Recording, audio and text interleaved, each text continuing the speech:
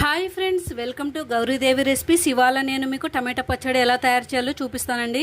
చాలా ఈజీగా, చాలా టేస్టీగా ఉంటుందండి ఈ పచ్చడి. పుల్కాలోకి, చపాతీలోకి, రైస్లోకి వేడివేడి నెయ్యి వేసుకొని తింటే చాలా చాలా బాగుంటుందండి. దీనికి కావాల్సిన పదార్థాలు ఎలా తయారు చేసుకోవాలో నేను మీకు చూపిస్తాను. 2 టేబుల్ స్పూన్ ఆయిల్ వేస్తున్నాను.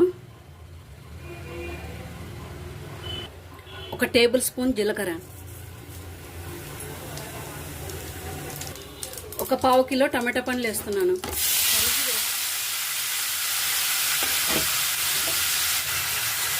చిన్నవిగా కట్ చేసుకున్నానండి టమాటా ముక్కలు.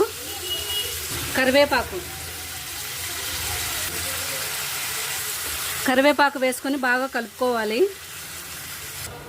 ఎల్లిపాయలు 4 వేస్తున్నానండి. ఇలా చిదుముకొని వేసుకుంటే ఫ్లేవర్ బాగా తగులుతుందండి. కాసేపు మూత పెట్టుకోవాలి.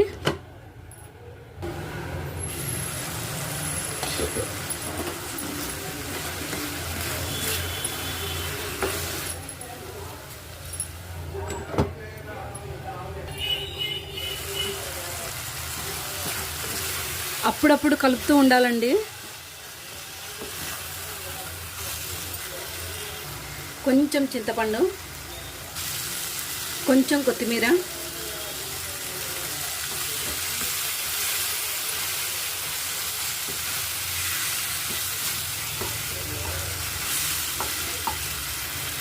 ఒక టేబుల్ స్పూన్ కారం, ఆవపిండి, మెంతిపిండి కలిపి 1 టీ స్పూన్. ఎక్కువ వేయద్దండి, 1 టీ స్పూన్, చిన్న టీ స్పూన్ వేసుకోండి. ఆవపిండి, మెంతిపిండి ఎక్కువ వేస్తే చేదు వస్తుంది. రుచికి సరిపడా సాల్ట్, కొంచెం పసుపు, బాగా కలుపుకోవాలి. కాసేపు మగ్గించుకోవాలి.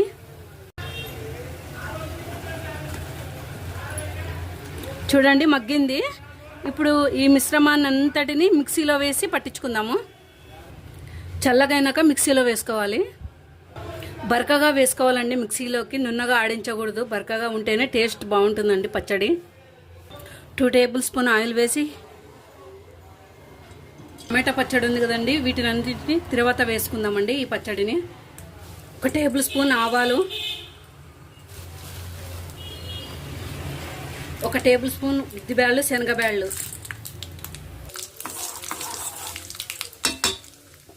1 చిటికెడు ఇంగువ,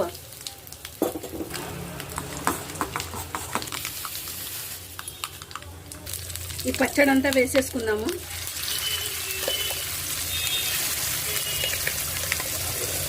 వాటర్ అస్సలు వేయకూడదండి.